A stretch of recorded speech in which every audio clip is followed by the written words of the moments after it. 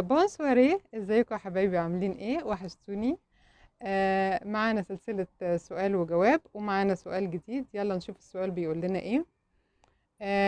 حد بعت لنا بيقول لي: انا انسان مطلق وعندي 4 ابناء عايشين مع مامتهم. انا مش هقول اني مظلوم، لان حقيقي ارتكبت اخطاء كتير في حياتي، و في حياتي، في حق نفسي وفي حق اسرتي. طيب، تمام. المهم، بعد حدوث الطلاق وأنا بحاول إني أكون غير مقصر مع أبنائي في التعامل وفي المصاريف وواجباتي كأب. اشتغلت كذا شغلانة، ويعتبر كل دخلي موجه للأبنائي. كل دخلي موجه لأبنائي، وأي أمور أخرى خاصة بيهم، زي الأوراق الرسمية والإجراءات الدراسية وأي شيء حكومي، أنا اللي بعمله ليهم، ومش مخلي أمهم تعمل أي حاجة في الأمور دي. طب كويس جدا. بروح ليهم أشوفهم أو أقعد معاهم مرتين في الأسبوع، وأحاول على قد ما أقدر أعمل اللي عليا رغم إمكانياتي المحدودة ماديا، والحمد لله. طيب، ربنا يوفقك يا رب. المشكلة إن أم أولادي مش بتعاملني كويس، ودايما شايفاني مقصر، ودايما بتعايرني وتعاتبني على اللي فات، وتجيب الأحداث القديمة، وإن أنا دايما السبب في أي شيء سيء حصل على مر السنين، ومحسساني بالذنب المستمر دايما. كلامها كله في شكل من أشكال اللوم المتواصل، وبيوصل أوقات للإهانة. لأ، الإهانة دي صعبة جدًا. طيب، أنا ما انكرش إني أخطأت زمان ومعترف بكده، لكن بقى لي سنين باحاول أعمل اللي عليَّ وعلى قد ما أقدر، وعلى قد ما أقدر، لكن أنا حقيقي مش عارف أتعامل معاها إزاي، لأني خلاص أصبحت حاسس وشبه مقتنع إني شخص سيء. أنت من حيث المبدأ، يعني أنت حد شايف إن أنت أخطأت زمان وتداركت أخطائك، وبتحاول إن أنت تحسنها دلوقتي، وبتشوف أنت عليك مسؤوليات إيه وتشيلها. فأنا بصراحة لأ، يعني أنت مش شخص سيء ولا حاجة. أنا بحييك إن أنت إنسان عرفت غلطتك فين وعرفت أخطائك.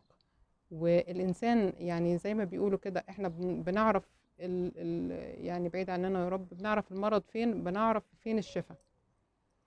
فبنعرف المشكلة عندنا فين، أو الخطأ عندنا فين، أو الصفة اللي مش حلوة فينا إيه، وبنحاول نشتغل عليها.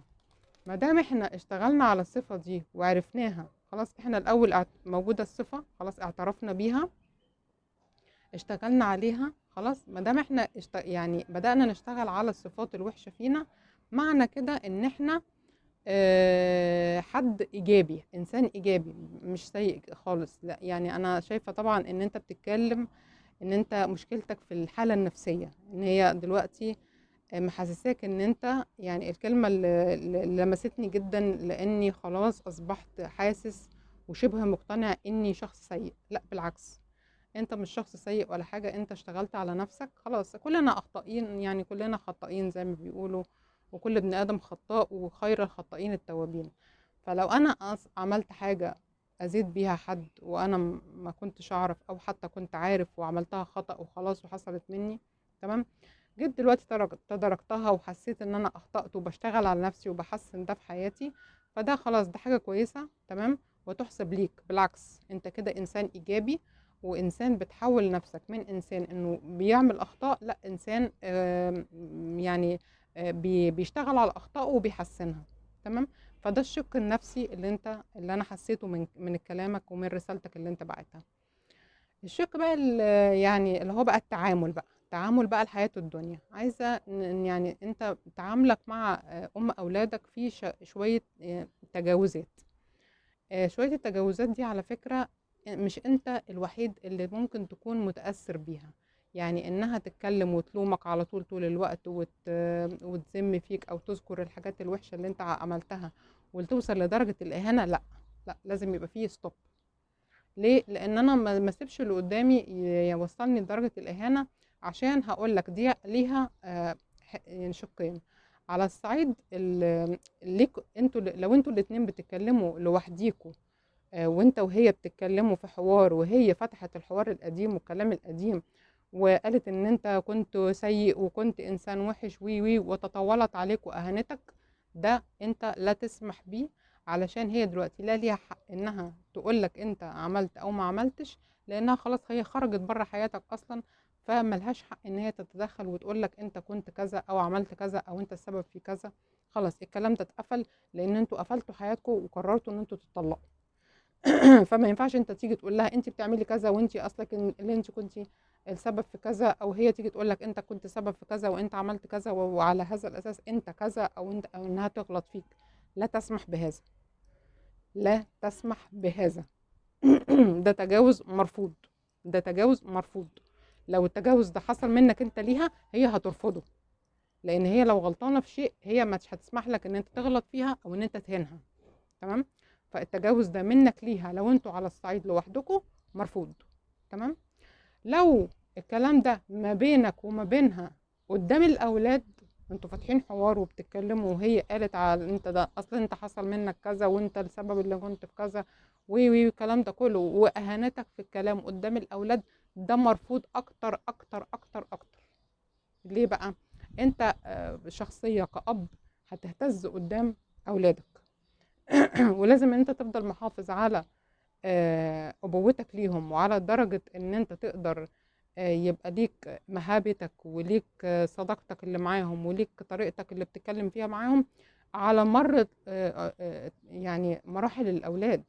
في دلوقتي لو هم صغيرين في فترة هيكبروا هيبقوا فترة مراهقة وفترة شباب وفترة. كل الكلام ده لو هم مش هايبينك وعارفين ان انت كأب ليك دور وان انت يعتمد عليك وان انت هيجوا في فترة من الفترات هيكرفوك. يعني الموضوع مش هيبقى صح خالص، مش هتقدر تتعامل معاهم. لو هي الأم فضلت على هذا الوضع بأنها تغلط فيك قدامهم، ده مرفوض مرفوض مرفوض. فانت لازم اول حاجه تعملها ايه؟ ان انت تقعد تتكلم معاها. هتعمل يعني حاجتين مهمين جدا. هنبدا بالايه؟ بالحاجه اللي هي دي سهله ونقدر ان احنا نعملها، ونشوف الاول رد فعلها هتعمل ايه. انت تقعد تتكلم معاها الاول هي ايه ما بينك وما بينها، تعرفها الكلام اللي انت بتقوليه في حياتنا القديمه لو سمحتي اقفليه، علشان الكلام ده خلاص ما بقاش له يعني ملوش خلاص صيغة انه يتقال بيها. خلاص الكلام، المشكلة حصلت وخلصت، وانا غلطت فيها واتعاتبت وخلاص وخلصت. فملوش خلاص وضع من الاعراب ان احنا نفتحه تاني ونقول اصل انت كنت غلطان. تمام. فلو سمحتي الكلام القديم ده كله نقفله. الكلام اللي يخصنا، اللي يخص حياتنا الشخصية ويخص خطأ حصل مني، لو سمحتي تقفليه وما تتكلميش فيه تاني. وبعدين الكلام ده خلاص تفهمها ان هو مرفوض والاهانه مرفوضه بشتى الطرق. تمام. مفيش اي نوع ان احنا نسمح بالاهانه. تمام. لان هي ملهاش حق عليك علشان تهينك. هي تهينك بصفه ايه؟ بتهينك بصفه ايه؟ فانت تتكلم معاها تقول لها الكلام ده مرفوض ان احنا نفتحه ما بيننا، اللي ما بيننا وما بين بعض الاولاد. لو في مشكله تخص الاولاد اتكلمي معايا، ابعتي لي انا اجي اعمل كذا بالنسبه للاولاد. اي حاجه تخص حياتنا القديمه لو سمحتي اقفليها. تمام.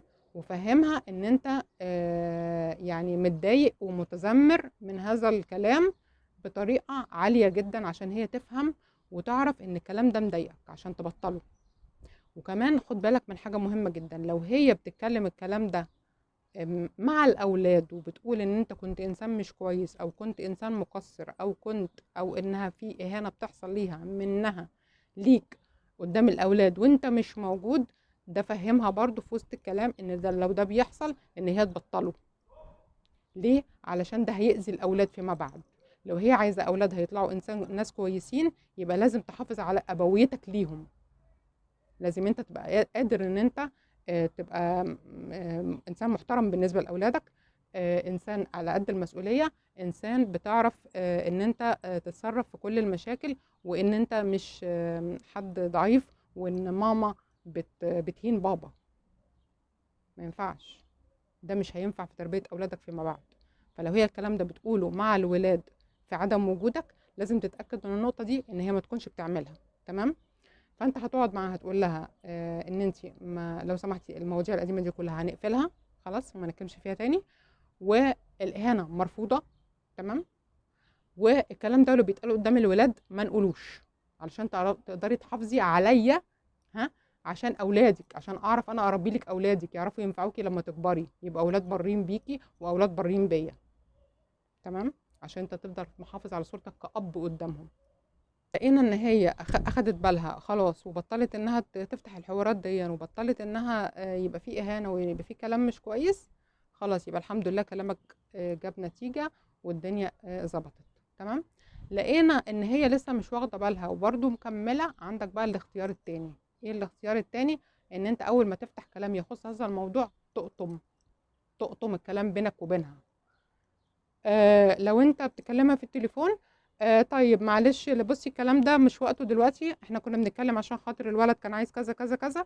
انا معلش مشغول عندي حاجه مهمه لازم اعملها، فلان بيندهلي عشان الشغل او حد بيندهلي، فانا مشغول ومش هقدر اسمع الكلام اللي انت بتتكلميه في الموضوع ده، وانا كلمتك وقلت لك لو سمحت ما نتكلمش في الكلام ده تاني، مع السلامه، طيب هشوفك بعدين، وتقفل. تقطم. تقطم، ما تديهاش فرصة انها تتكلم. هي لما بتخليك انت بتسمع الكلام وبتديها فرصة ان هي عمالة تتكلم وي وي وي وتقول انت عملت وانت عملت وانت عملت وانت عملت وتوصل لدرجة الاهانة عشان انت قاعد بتسمعها. انما انت لما هتقطم مش خلاص هي هتلاقي ان انت مش مديها فرصة انها تتكلم وتسمعها، خلاص هتقفل هي الكلام. لو انت موجود عندهم في البيت والولاد قاعدين او مش قاعدين وهي فتحت معاك الحوار وبتتكلم معاك وقالت برضو كلام من دون وحصل تاني نفس الحوار، خلاص وبدأت انها تغلط فيك او ان في لوم او ان في اهانة، طب معلش احنا قلنا الكلام ده لو سمحتي ان احنا نقفله، وانا عندي موعد مهم لازم انزل، فهستأذنك انزل اعمل مشواري، ولما هرجع بكره بقى نبقى نشوف موضوع الولاد اللي كانوا عايزينه في كذا كذا كذا. فتعرف هي بقى في الوقت ده ان هي وقفت مثلا حاجه كنت انت هتعملها للولاد، بان هي فتحت موضوع ما كانش له لازمه يتفتح، وانت رحت مستأذن وماشي، وعرفت وهي كده يبقى عرفت ان انت الكلام ده بيضايقك، وان الكلام ده انت مش هتسمح بيه يتقال تاني. خلاص. فانت هتبدا تشتغل على الايه، على النقطتين دول، ان انت تتكلم معاها الاول وتفهمها ان الكلام ده غلط ما يتقالش ولا قدامك ولا قدامهم ولا قدام الولاد ولا انتوا ولا هم ولا انتوا لوحدكم ولا قدام الولاد، ما تسمحش بيه. ونمره اتنين، لو الكلام ده برضو رجع يتكرر تاني انت ما تسمحش بقى، ما تسمعوش، تقطم الكلام معاها وما تديهاش فرصه انها تفتح الكلام ده وتكمل فيه. خلاص. وربنا يا رب يوفقك للخير ويا رب يعني يسعدنا جميعا يا رب ويوفقنا كلنا للخير. عايزه افكركم كمان بلينك صراحه، الرسائل بتجيني على لينك صراحه، ابعتوا لي عليه كل رسائلكم وكل اسئلتكم، وان شاء الله نجاوب فيها، نجاوب عليها مع بعض كلنا، وكمان اصحابنا وحبايبنا في الكومنتات هيقولوا لنا رايهم ايه في المشكله. واشوفكم في حلقه جديده. اورفوار.